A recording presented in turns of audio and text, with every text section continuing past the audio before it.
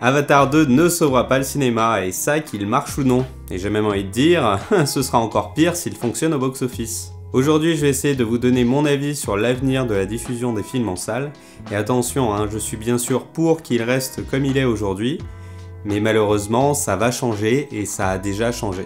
Cet avis, j'ai le même depuis des années et ça se confirme au fur et à mesure. Depuis 2005, il y a un changement puisqu'avec l'arrivée du téléchargement illégal, la consommation dans la sphère privée de contenu audiovisuel a vraiment explosé. L'arrivée de la VHS et du DVD avait eu un peu le même impact, mais vraiment moindre. C'est vraiment le téléchargement illégal qui amorce cette tendance. Et là, en 2009, tu as Avatar, premier du nom, qui arrive et toutes les salles de France s'équipent en vidéoprojecteurs numériques dans les 3 ans pour proposer quelque chose de nouveau aux spectateurs. La 3D, que je n'ai jamais trouvé concluante, et le public non plus vu que ça a pas vraiment duré. En revanche, ce qui a tenu sur la durée, c'est le prix du billet et la volonté des gérants de salles de vouloir toujours proposer plus d'équipements aux spectateurs. Le problème, c'est que les salles de cinéma, c'est un peu devenu des parcs d'attractions. On n'y va plus pour y voir un film, mais pour vivre une expérience qui nous fera un peu bouger dans tous les sens. Suffit de voir les films qui fonctionnent au box-office pour voir que le public a aussi adhéré à cette mouvance en cherchant avant tout à avoir une claque qu'il n'aurait pas eu devant son écran chez lui. Mais alors est-ce que c'est la faute des dirigeants de salle ou des spectateurs?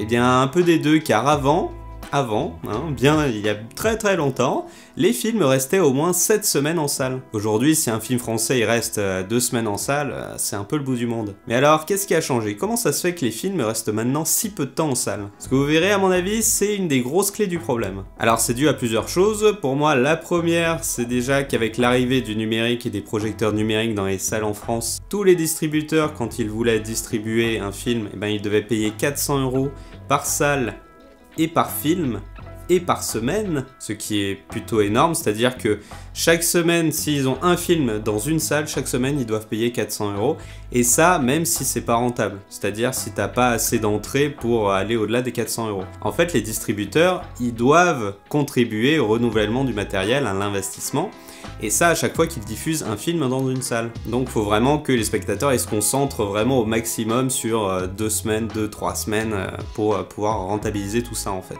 Et ça c'était pas le cas avant le numérique, ils n'avaient pas participé au renouvellement du matériel vu que le matériel il tenait 40-50 ans. Autre point, c'est l'arrivée du streaming légal qui nous a tous submergés. Ça, je pense qu'on sera tous d'accord sur le fait qu'on n'a pas du tout le temps de tout voir tellement qu'il y a de contenu. Et aujourd'hui, avec tout ça, presque 100% du contenu audiovisuel que l'on consomme ne se fait plus en salle en fait. Ce qui est quand même impressionnant parce que dans les années 90, t'avais la télé, mais le cinéma avait quand même une grosse partie. Et là, on est vraiment face à une stratégie que je qualifierais de complètement idiote de la part des gérants de salles, puisque d'un côté, ils augmentent leur prix sans arrêt pour proposer du nouvel équipement. Bon, on peut se dire que c'est bien, mais à côté, t'as la concurrence qui te propose un contenu quasiment illimité pour un prix dérisoire. Et là, je vous vois venir, ceux qui vont me dire « Ah bah t'as qu'à te prendre une carte illimitée, etc. » Je les ai eu les cartes illimitées, pour te trouver des séances où t'as pas tous les bonus en Dolby, etc. pour augmenter le prix, ça commençait vraiment à être dur et ça c'était juste avant le Covid, alors maintenant j'imagine même pas. Et aujourd'hui je suis dans une ville où je peux même pas avoir de carte, c'est 12 € la place et point barre, je peux même pas avoir des réducs, machin ou quoi, y a pas de carte d'abonnement, y a rien. Ça je pense que c'est le cas de beaucoup de Français. Pareil, on va me dire que le prix moyen du billet il a pas changé, etc. L'avis du consommateur est bien différent, et le mien aussi. Je me souviens d'une séance où j'ai payé par exemple 14 € pour aller voir Dory, tu vois. Ça fait très mal. C'est pas vrai. Génial. En 2014, tu avais EuropaCorp qui avait tenté de faire des projections un peu plus VIP, ils proposaient ça. C'était des salles d'uniquement de 20 places avec projection laser, son Dolby, etc. Et c'était 20 € la place. Et avant de rentrer dans la salle, t'avais une salle exprès pour un peu les VIP avec coupe de champagne et tout. Mais ça n'a pas marché.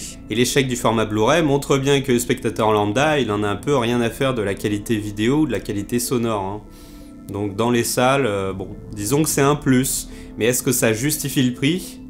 Dans la tête du spectateur, non. Et ça, je le comprends. Pourtant, je suis un fan de Blu-ray et d'équipement, mais voilà, le spectateur en lambda, c'est pas forcément moi. Et rien qu'avec ça, on voit bien que la stratégie des salles en France est à l'inverse des désirs du consommateur. Donc venons maintenant à la grande question, quel avenir pour le cinéma?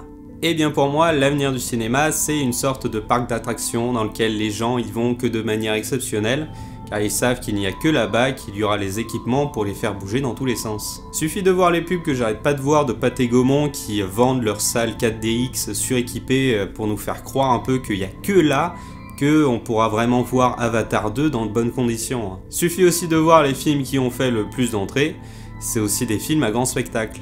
Très vite, vous verrez qu'il n'y aura plus au cinéma de films avec des budgets moins conséquents ou alors avec de petits budgets car c'est devenu beaucoup trop cher de diffuser en salle. Et ces films-là, à moyen et petit budget, ils seront tous sur les plateformes. Et ça me rend triste car on est dans une mouvance à croire que quand on va au cinéma, c'est uniquement en payant très cher pour avoir un équipement de ouf, comme si c'était la seule manière de voir un film. Alors que bon sang, tous les films qui m'ont mis une claque, je les ai pas forcément vus au ciné.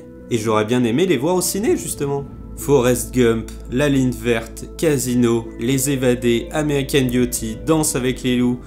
Ce sont tous des films géniaux qui n'ont besoin de quasiment rien comme équipement pour vous mettre une claque. Et le problème, c'est que si ce genre de film sortait aujourd'hui, il y aurait peu de chances qu'il sorte au cinéma. Et le pire dans tout ça, c'est que ça aura comme conséquence une uniformisation des contenus. Encore pire qu'aujourd'hui. Vu que le consommateur va payer cher et que ce sera exceptionnel, il voudra être sûr de passer un bon moment, donc il délaissera les films qui font pas partie de franchise, les films solo quoi. Et là aussi, c'est une tendance qui se remarque depuis un moment. Bah oui, quand tu vas à Disneyland, tu sais que c'est exceptionnel, que tu as payé cher, mais tu sais exactement ce qui va se passer dans ta journée en fait. Certains me diront qu'il y aura toujours des petits cinés dans les villes comme ça qui proposeront des films avec des prix bas, mais ça aussi c'est pas sûr, vu que c'est devenu trop cher de diffuser des films en salle, tout ce qu'ils auront pour eux c'est les prix bas. S'ils ont plus vraiment de films à proposer ou alors que des films à gros budget, là on est à nouveau sur le même problème. Et ça c'est pas à cause du Covid, c'est une tendance qu'il y a depuis 10 ans maintenant. Ouais je sais, c'est pas une vidéo très marrante. Et avec tout ça, l'innovation et les nouvelles idées viendront bien plus des plateformes que du cinéma. Puisque le spectateur, lui, il aura déjà payé son abonnement par mois. En plus, il est chez lui, il n'a pas besoin de se déplacer, donc il sera beaucoup plus enclin à tester de nouveaux films, de nouvelles séries. Alors que le cinéma, et ça c'est déjà le cas aujourd'hui, vu le prix, tu regardes d'abord les critiques avant d'y aller, et tu choisis bien le film. Voilà pourquoi, si Avatar 2 fonctionne bien au box-office, il enterrera le cinéma que l'on connaît aujourd'hui. Car il consolidera la croyance des gérants de salles qui pensent que le spectateur aujourd'hui a changé et ne se déplace que pour vivre une expérience incroyable. Voilà pourquoi mon pronostic sur Avatar 2 sera qu'il va sûrement dépasser le milliard, ça c'est quasiment sûr, mais ça m'étonnerait qu'il arrive à égaler ou à faire mieux que le premier. Tout simplement car à l'époque, il y avait énormément de gens qui s'étaient déplacés dans les salles pour pouvoir découvrir la 3D. Aujourd'hui, tout le monde sait que c'est une technologie très contraignante, il n'y a plus l'appel de la nouveauté, et surtout aujourd'hui, il y a la grosse concurrence du stream. Là, je voulais revenir rapidement sur l'actualité avec la sortie d'Avatar 2 qui sera bien sûr géniale, ça j'en doute pas, mais ça me rend un peu triste quand même. J'écris en ce moment une vidéo plus longue en fait et plus explicative historiquement sur qu'est-ce qui est en train de se passer en ce moment au niveau du cinéma et de la diffusion des films en salle. Donc si vous avez des idées, n'hésitez pas à me donner votre avis, vos habitudes, qu'est-ce qui a changé pour vous peut-être sur 10 ans, tu vois, en matière de consommation de contenu en salle. Par exemple, dans le séjour chez les EMG, j'ai rencontré un père de famille, donc c'est la cible idéale quand tu veux sortir un film.